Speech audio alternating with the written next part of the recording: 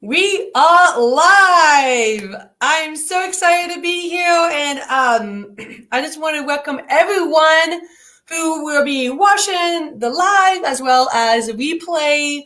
I just want to welcome you. Thank you for being here. Thank you, Mira, for coming on.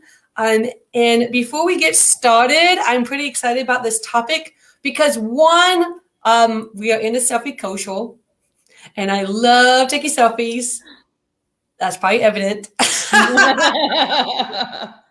I love the fact that Mira agreed to come on to talk about how to take great and beautiful selfies for your marketing copy. Because I know many entrepreneurs and moms and women want to show up powerfully, and having a great photo of yourself can make or break the difference of you showing up. And I don't want that for you. Mira doesn't want that. So I'm talking for her. So I will introduce myself, then Mira can introduce herself, and we can get on with the interview. And if you have any questions, drop that in the comments below. Make sure that you give StreamYard the ability to do that. And so we'll get started. All right, so I'm Monica Miller. I am your host, and I help women entrepreneurs who are moms create six-figure businesses with their marketing and their business strategies. So I love working with them on their content, on helping them show up in their brilliant selves and to attract more ideal clients to their digital doorstep. And that is why I'm so excited to have Mira on, because she's going to help you with the photography side. So Mira, you take it away. Tell us about yourself.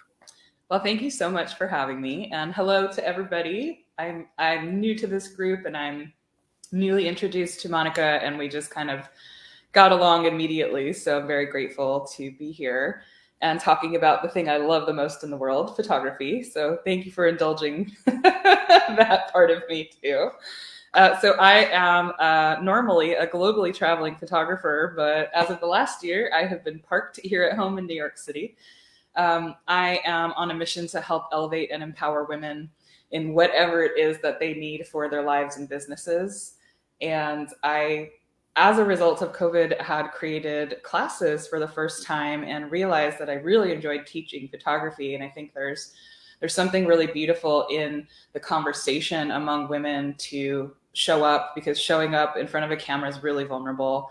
And that's kind of my whole jam, is talking about that. And as a woman, I understand how you feel. So I try to make that process a lot more celebratory and more of like it's kind of like having a little party. A photo shoot's kind of awkward.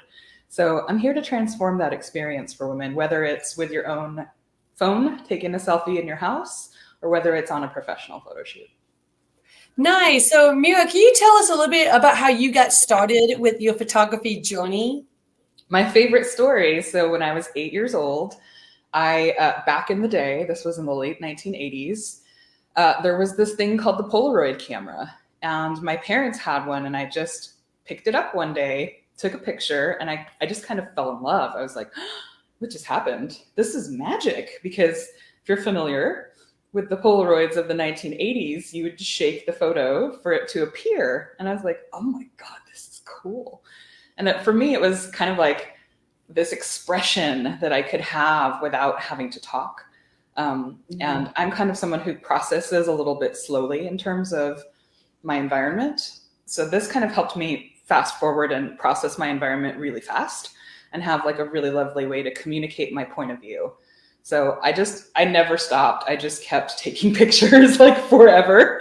I studied it in school. I have a degree in commercial advertising photography.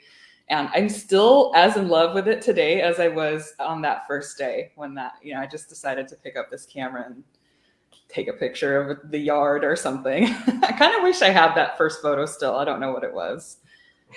That would have been so cool if you would have kept it. I know. I wonder if maybe my parents have a lot of stuff. Maybe they have it. We'll see. I was going to say, check in with your parents. Yeah. To take away.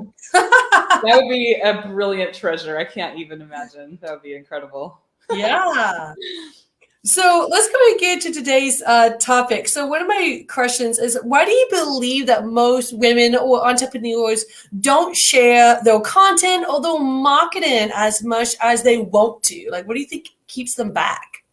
I think it's going back to that kind of the vulnerability of visibility. Like putting yourself out there in any capacity is terrifying, really.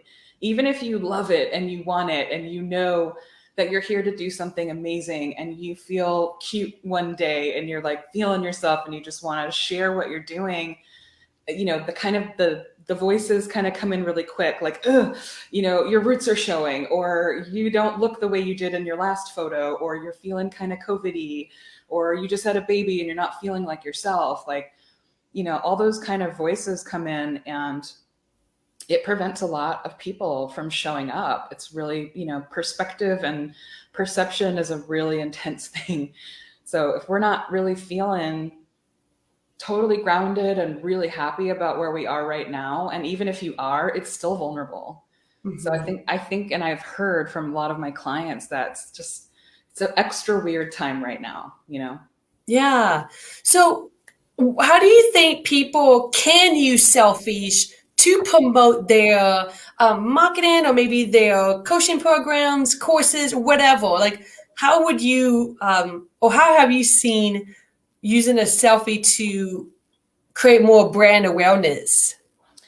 I think it's really important to have the real candid photos that you take of yourself. And I always share with my clients that you should have a mix. You should have professional photos and you should have photos that you take yourself, because it makes you relatable.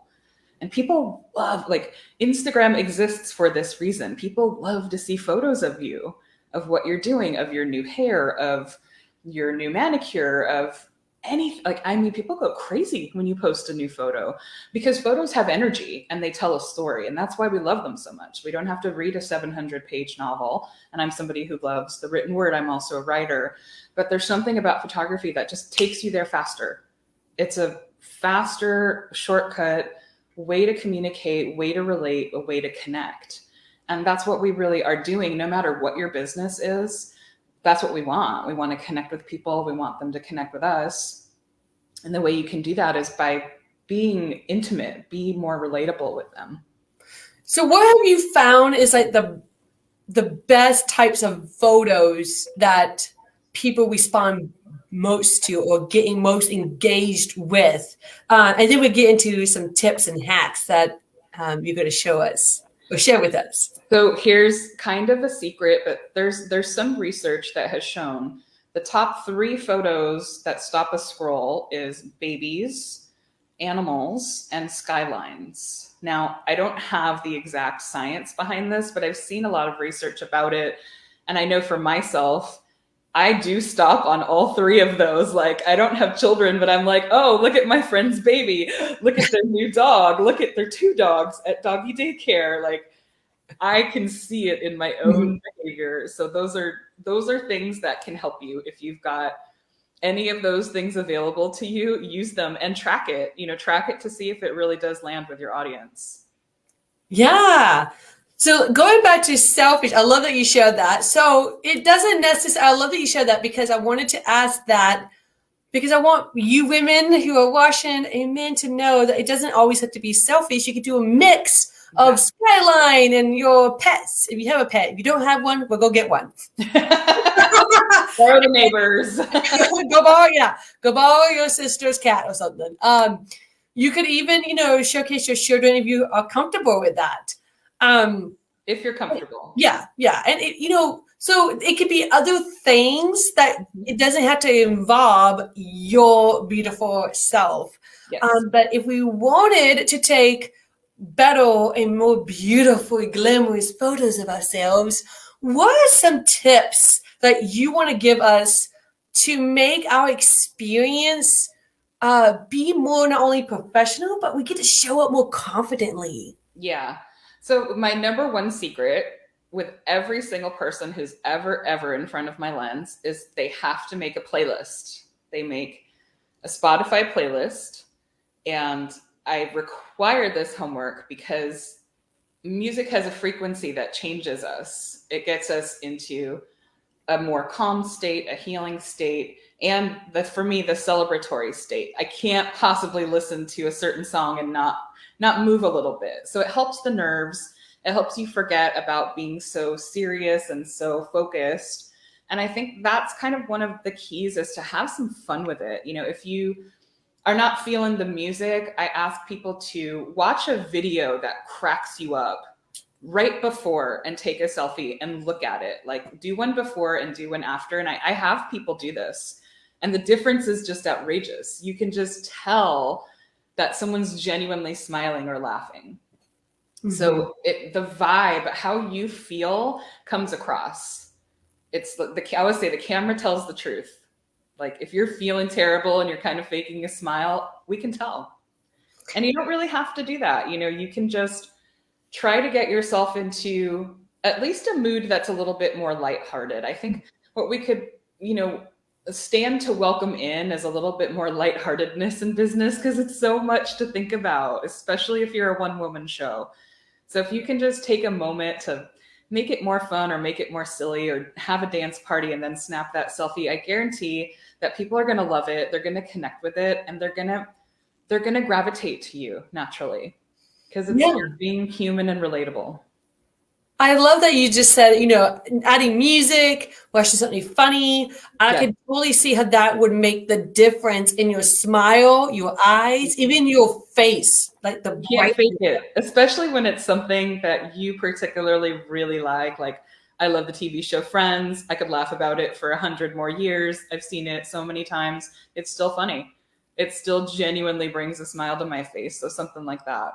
Nice. So is there any tips on how we can handle the camera to make sure we don't get the double chin or whatever? So I want to say something about that. Every human, including babies, has a double chin. So I just want to establish that everyone has one. There is nobody who does not have one. The best way to get away from the double chin is to make sure that you're at eye level. Don't go up here. Don't go down here. Number one tip, put your camera at your eye level, and or set up your timer and walk a little bit of a distance from it. That's how you get around that. What you can also do is just tilt your head down, tilt your chin down. Because if you're like this, it's really obviously going to show, right? Mm-hmm. And that's kind of weird. That's not like a normal photo angle, unless you're being silly and like holding a flashlight under yourself. So you want to just chin down, be at eye level. What that also does is it makes you human and relatable. It makes it intimate. You're not too close. You're not at a strange angle that's not normal, and you're not too far away. So that's my number one tip. Is there like anything that, I see some people put their hands like on their shins or face or whatnot. Like, is there anything that you suggest we could add if we wanted to use a hand or prop? So for props, I would say use your favorite thing. So this is what I call the tools of life.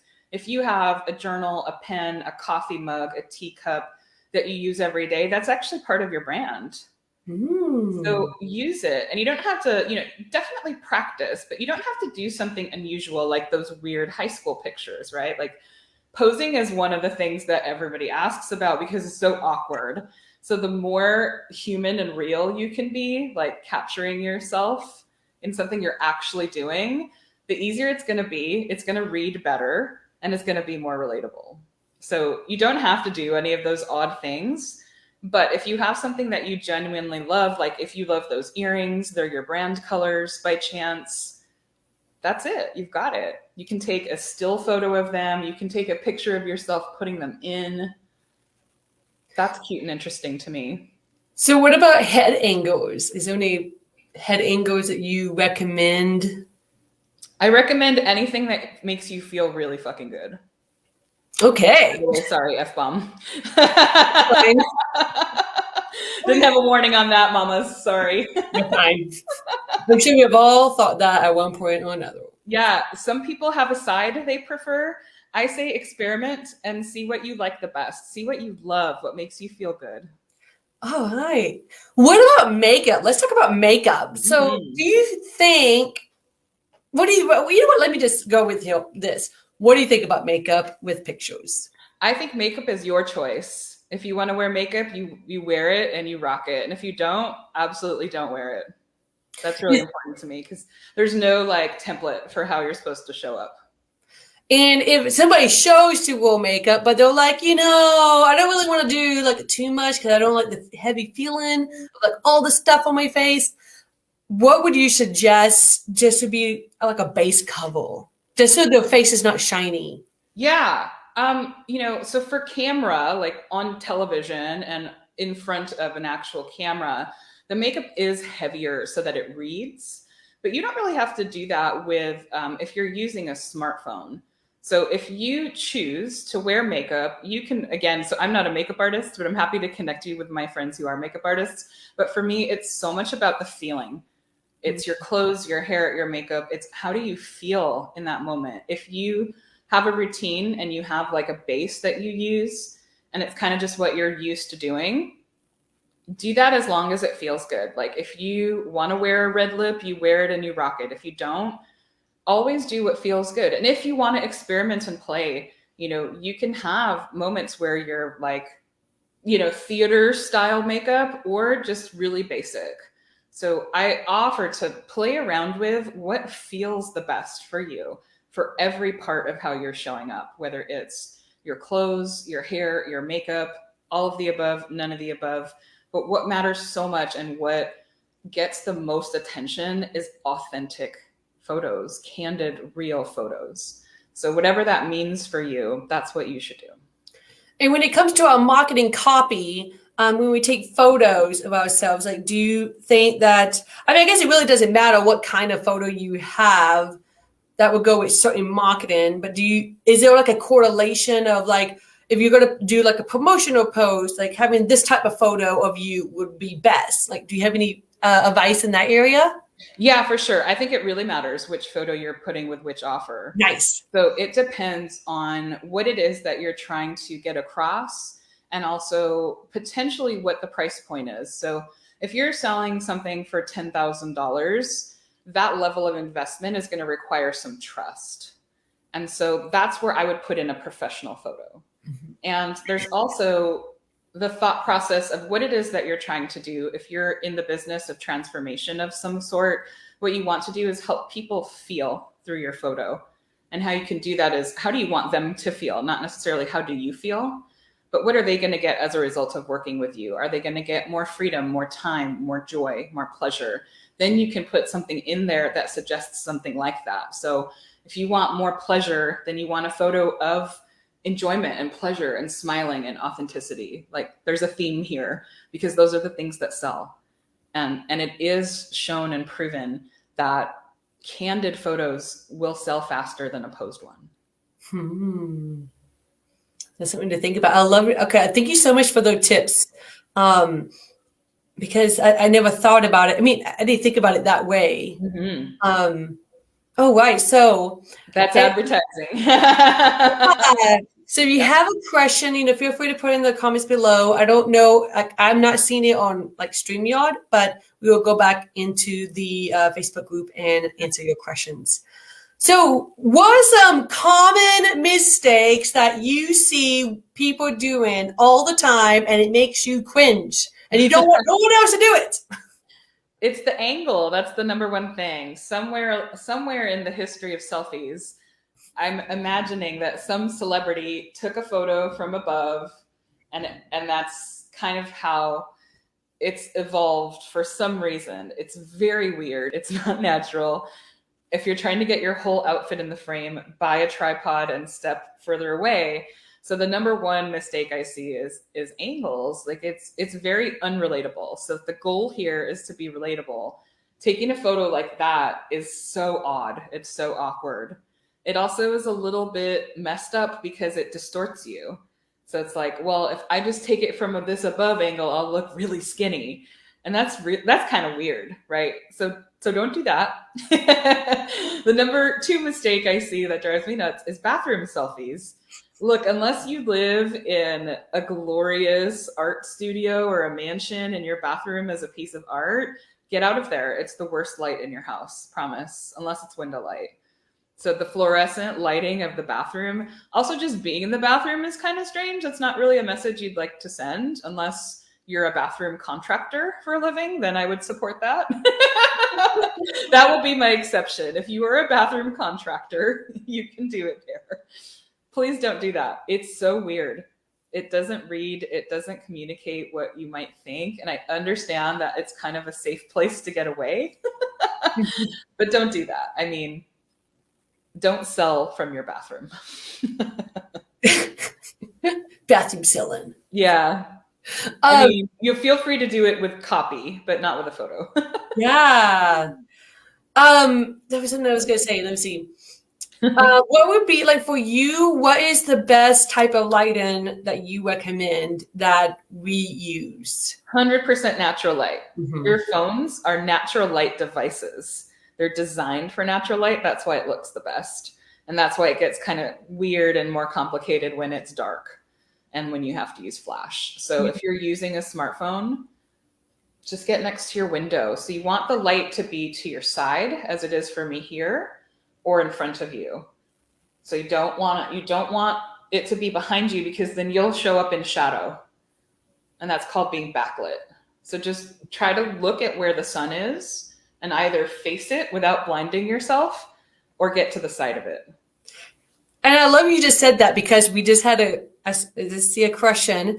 It's a question about the dreaded squinty eye. Yeah, it's challenging, that's for sure. So don't look directly at the sun. You can kind of be at a bit of an angle, but you do want to face it. I mean, if you're on the beach and you're facing it, you're going to be in shadow anyway. So that's a whole other thing. Yeah. But yeah, I mean, as comfortably as you can. If you cannot avoid squinting, just make it come to your side so that you don't have to squint. This is side light right here. My window is to my right, as you can see. So I always say the shadow shows you what the light is doing. So you can see this side of me is in shadow, right? Yeah. So the light is coming from this direction.